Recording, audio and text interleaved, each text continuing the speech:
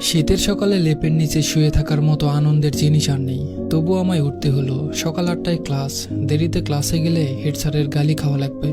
বাইরে খুব কুয়াশা। শহরে বড় হয়েছি বলে গ্রামের এমন কুয়াশা দেখার সৌভাগ্য হয়েছে কম। আমি যে গ্রামটায় আছি তার নাম সোহাগপুর। এই গ্রামের সরকারি প্রাথমিক স্কুলে অ্যাসিস্ট্যান্ট টিচার হিসাবে আছি।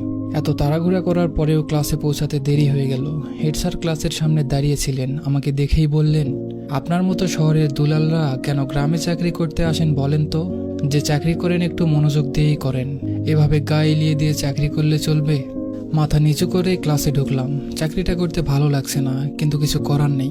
সরকারি চাকরির বয়স আমার প্রায় শেষ। এই শেষের দিকে এসে চাকরিটা পেয়েছি। মধ্যবিত্ত জীবনে এমন একটা চাকরি সত্যিই খুব দরকার।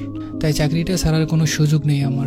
ক্লাসে ঢুকে আজকে পড়ানোর টপিকটা দেখে মন মেজাজটা খারাপ হয়ে গেল। আজকে পড়ানো লাগবে হ্যামিলনের বাঁশিওয়ালা। আমার পড়া সবচেয়ে বাজে বাচ্চাদের গল্পগুলোর মধ্যে একটা। ছোটবেলা থেকে এই গল্পটা পড়তে আমার খুব খারাপ লাগতো, ভয় পেতাম। প্রথম আমি গল্পটা যখন পড়ি তখন মনে হয় আমি ক্লাস 2তে। একটা গ্রামের গল্প। গ্রামের নাম হ্যামিলন। সেই গ্রামের মানুষজন ইঁদুরের যন্ত্রণায় অস্থির। হঠাৎ একদিন বাঁশিওয়ালা এলো, এসে বলল এই গ্রামের সব ইঁদুর তাড়িয়ে দিবে, বিনিময়ে তাকে টাকা দিতে হবে। গ্রামবাসী রাজি হলো। বাঁশিওয়ালা ইঁদুর তাড়ালো। এরপর প্রতিশ্রুতি অনুযায়ী